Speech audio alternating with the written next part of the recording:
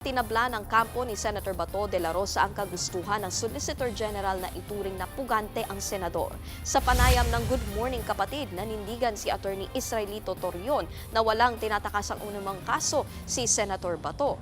Wala naman daw kasing warrant of arrest na inilabas ang isang korte dito sa Pilipinas laban sa senador. Kumpiyansa rin daw silang papayagan ng Korte Suprema ang hiling nilang TRO sa ICC arrest warrant.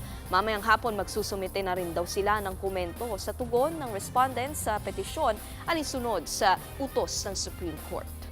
Tayo lamang sa buong mundo ang napaka-unique na bansa na willing tayo na yung ating kapwa Pilipino ay isuko kaagad sa isang foreign court, no? Samantala, natanong naman na programang Ted Filon and DJ Chacha si Attorney Torion kung dadalo ba mamaya si Senator Bato sa sesyon ng Senado, lalo't may alingasngas na naman ng bagong kudeta sa liderato ni Senate President Alan Peter Cayetano. Well, that's an option also that can be decided only by Senator Bato de la Rosa. No? For all you know, nandyan lang siya sa tabi-tabi.